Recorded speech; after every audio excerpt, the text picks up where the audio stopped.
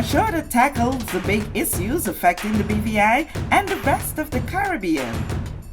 Searches for answers to today's big questions and gives viewers a unique perspective on developing stories. Follow the big story with me, Kathy Richards, only on GTV.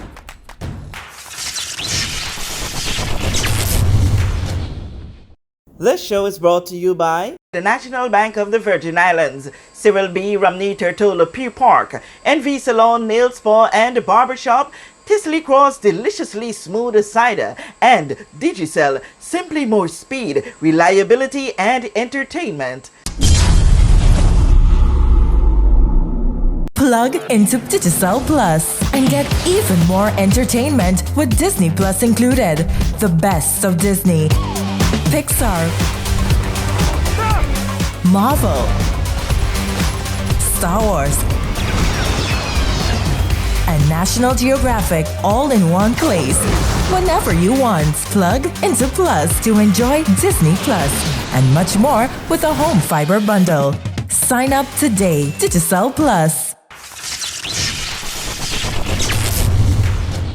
On this edition of The Big Story, he tells the story of his life, advocacy, and becoming an author.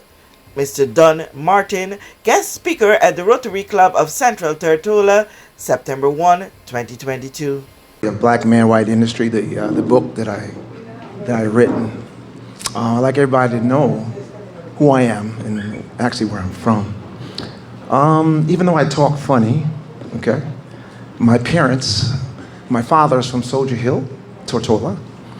When I was a child growing up, my dad used to talk about this Soldier Hill, and I used to think that there's a bunch of soldiers running around. I mean, I really didn't know what that meant. My mother is from North Sound, Virgin Gorda, which is, in my opinion, the garden spot of the world. So my grandmother is from Great Harbor, Gilsman Dykes. So even though that I was born and raised in New York City, because my mom and dad left here many, many years ago, so I had no choice in where I was born. However, I have deep BV Island roots that I'm sincerely proud of, and I chronicle that in my book. Okay, let me get my glasses out here. I started this when I was 40, wearing glasses. 42 now.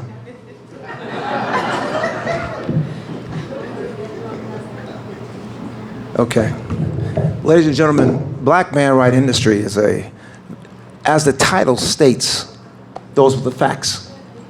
I was a black man in a white industry. However, I had no inhibition whatsoever in that regard. Because to me, I see the human element in everyone. I don't see black, white, green, or these kind of things. My ambition drove me to do what I wanted to do. And it's true that when I was doing all these things back in the 70s, 80s, and 90s, when it was supposed to be rampant racism throughout the United States, ladies and gentlemen, I was the top selling supplier to the entire South. All my competition were white. It didn't matter. I kicked ass and took names. At the end of the day, simply because I never really thought about color. I thought about doing business. That was what my main objective was. I had no idea that I was a trailblazer. I found out all this stuff later on. That was not my concern. My concern was to do business for my family, be successful. And that was my motivation. You know, when I look back and I see all these things that I did, and if people are calling me now this fantastic trailblazer and guy that's done all these wonderful things, I was interviewed last week by Black Enterprise Magazine, a show called Beyond the Hype that will be airing on September 6th. I just got a phone call this morning that I will be appearing on the Tamron Hall show within the next month. Ladies and gentlemen, over the past 6 weeks since my book has been released, it's been just I can't believe the ride that I'm on. I had an opportunity to meet, those of you who are quite aware of Mr. Andrew Young, Dr. Andrew Young, the former civil rights leader and the former ambassador to the United States. and former two-time mayor of Atlanta. In Bremen, Georgia, about 10 years ago, the business in the United States is not the same anymore. As we know, what's happened is China and India have taken over the manufacturing of the world. But prior to that, can you guys hear me pretty good on these? I'm trying to do my best to hold these two microphones. Okay, good. So what happened about 10 years ago, the board of directors of Bremen Bowden Manufacturing Company, one of the largest manufacturers of tailored clothing dating back to the early 1900s, they decided to make one of the factories and turn it into a museum. And in that museum, they wanted me in that museum. And I was enshrined in that museum 10 years ago, where there's a large plaque of Don Martin and my bio and all this kind of stuff. Sounds fancy, I guess, you know. But I thought that was a distinct honor that they bestowed upon me due to the amount of work that, and honesty, and just being a guy that all I cared about was doing business and being right with people. And Mr. Andrew Young, the former UN ambassador, was at the museum. He saw my plaque, and he asked to meet me. Can you believe that? I was shocked, to say the least. And he actually, his people contacted me in New York, and I explained to them that when my book is completed, I'd like to come down and meet the ambassador and present him with my book. So I got on the plane after my book was published, called his staff. His staff said that the ambassador will be more than happy to meet with me. I went down to Atlanta, Georgia. I met with the Ambassador Young. I spent 2 hours with him. 1 hour was private. Just my associate and his associate was in the room. After that, they wanted us to speak, they allowed us to speak privately. And I got the opportunity to ask this icon about his experience by being on the balcony of the Lorraine Motel when Dr. King lied, mortally wounded. And the ambassador, there's an iconic photo of where the ambassador is pointing to where the gunshots came from. I got the opportunity to speak to him about those moments. And be honest with you, I'm a kid from the Bronx, you know, born in Harlem with BVI roots. I would never thought that I would be speaking with this man one-on-one and discussing these historic moments. And I also spoke to him. We talked about his involvement in the release of Nelson Mandela, his conversations with President Botha. He said he was a real prick. That's what he told me about President Botha. And it was really, really interesting, his negotiations with Botha. He was involved in that and to help the release of, as we know, the great Nelson Mandela. All these things, ladies and gentlemen, that I've been able to, for the most part, experience is only because of my hard work, my ability to just see the human in everyone. I mean, a lot of times when I think, for me, more than ever, the ultimate things that we have to do as people is confidence. Confidence is everything. And to be honest with you, I've always been very confident, cocky, I should say. And I've written this in my book. Yes, I was cocky. Yes, I was confident. Yes, I have a huge ego. No question about that. And I said this in my speech in New York City, that ego drives us. Without ego, what are you? The average Joe, the average Jill? Okay? Enhance your ego. Let your ego drive you to heights that you've never been before. And because of that, I've always been the same way. I love everyone. I smile with everyone. I get to know everyone because I love people. I love people. People move the world. And the thing what disturbs me a little bit is that all of us have a tendency to see the color, the race, the gender. We all need to get off of that. I got off of that.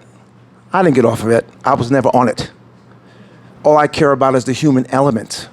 And when we, as a human race, can truly see the human element in all of us, then and only then, we can truly understand the meaning of life. When we all have these prejudices among us, and I laugh at it sometimes. In fact, this news organization, Virgin Islands Online, I believe they were. They did a very nice article on me a couple of days ago. And I read, one guy said he was lucky.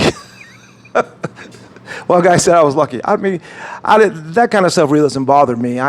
What bothers me is that someone like that could make a statement like that, not understanding, what things are really all about, to be thinking on that level for the most part. And as we talk about black and white, you know what? I never let the ignorance of a few deter me from the kindness of the many. Racism does exist, ladies and gentlemen. I didn't say it did. And if you read my book, I chronicle racist moments that I dealt with, but I dealt with them as I chose to deal with them. I never let that affect me. I never let that affect my trajectory of what I wanted to do.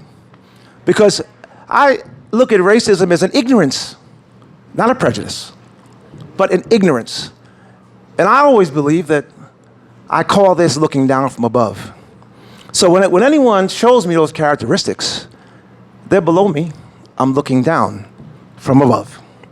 And I think with that kind of mentality, it makes me just drive forward to do what I want to do. I'm not concerned about that. Let us not be concerned about that. And these are the things that allowed me to really build a powerful organization in the United States, truly respected by all of my peers. Don Martin International, my company that I formed in the year 2000, we did business all over the world.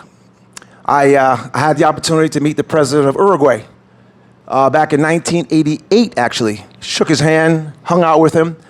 I met the president of Colombia as well in my travels around the world. In all my travels all over the globe, and I have been all over the globe, I have always been treated, not treated, but revered as a black businessman. I never had any problem with anyone, not at all. And one of the main reasons of this, ladies and gentlemen, okay, confidence is something that comes from within and is exhaled in the air around you. So I believe when I walk into a room, I know who I am.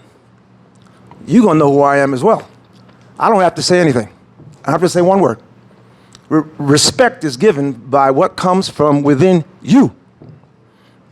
You will dictate how people will react to you. And that's how I've always lived my life. And that's allowed me to penetrate all these barriers effortlessly. Effortlessly. And it's funny because a lot of people in New York, my entire industry is behind my book, Black Man, White Industry. We have sales now in Spain, China, India, Uruguay, Chile, Colombia, as it continues to go all over the world. I've been invited to speak at colleges. I'm giving a presentation at the Fashion Institute of Technology. I'll be giving that presentation sometime the end of September, early October. So as I continue to spread my message is resonating because this is what actually happened. Me and an industry of all white people, what does it matter? Didn't matter to them, didn't matter to me. So this is true and self-evident. And I think that because of that, that's why my message is really resonating. And I'm very excited about it. I'm very excited about it. And people ask me why I wrote this book. I wrote this book for a couple reasons. One main reason was there's a gentleman, Mr. Robin Rural, he kept pushing me and told me that you had a story to tell. And I said, I didn't know how to write no book. You know what I mean? I'm a salesman, I'm a businessman, I'm a lot of things, but I'm surely not a writer. But then I saw all the racism that's going on in this country, in this world in the last 4 or 5 years. And I said to myself, I'm gonna write a book and I'm gonna see if I could do something about it. And ladies and gentlemen, that's what I'm doing right now. So I'm not gonna go on and on about, there's so many things I could talk about, the contents of a Black Man, White Industry.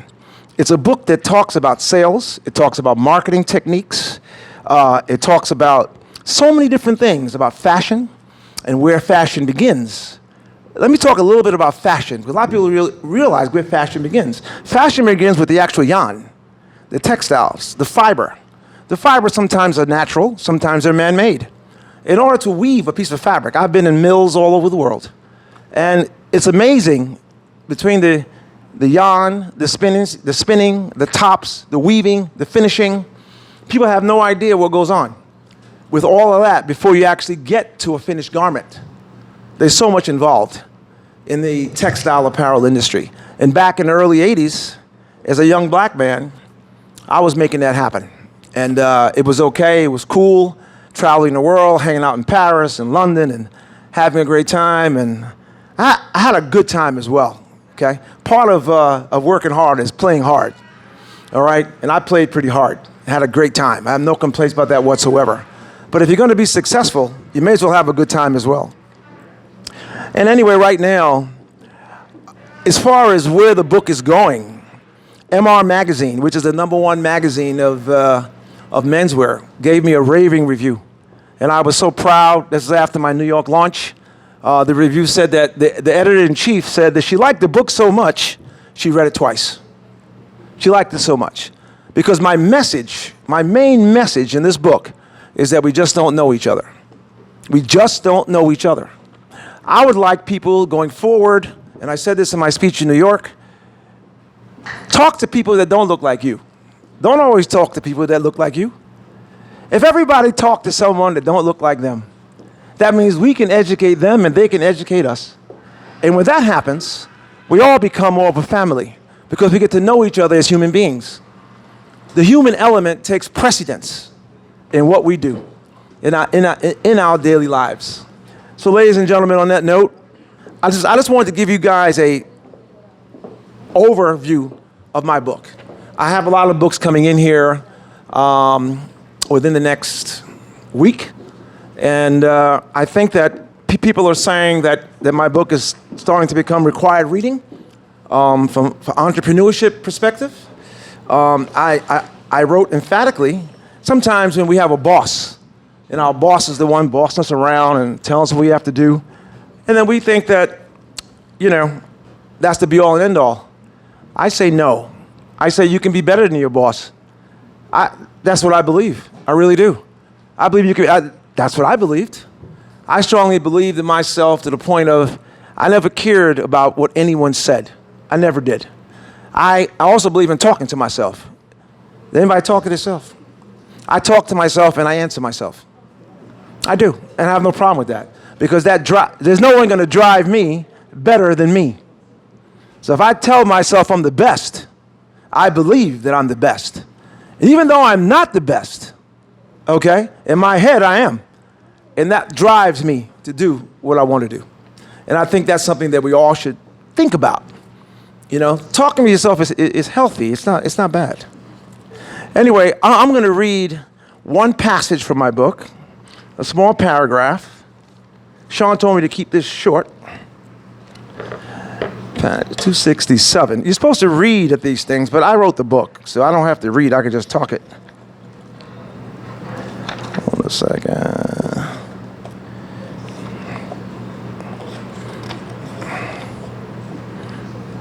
Okay. Here's a paragraph of my book, page 267. I want people of color to never back down, go straight at the situation, and do not compromise. Black and brown people sometimes feel insecure because of our color.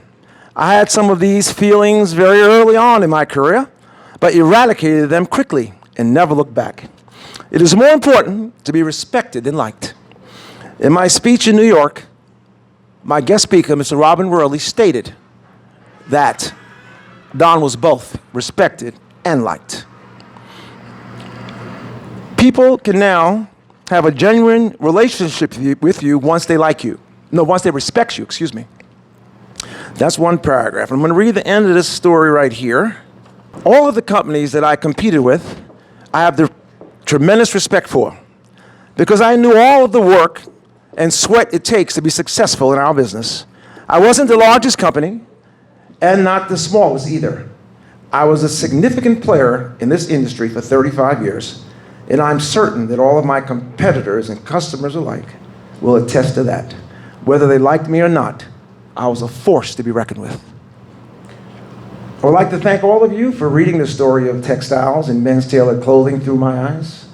If someone would have told me years ago that I would write a book I would have said they were crazy. When I first decided to take on this project 4 years ago, one of my friends suggested I employ a ghostwriter. I don't believe in ghosts. So this was not an option. My reply to him was, if I'm going to take this on, it has to be done by me. This book is written from my heart and is a reflection of my incredible journey in an industry long gone. I am not a scholar or a famous person, just a passionate individual that believes in the power of self. It's an extraordinary book written by an extraordinary man. Thank you very much.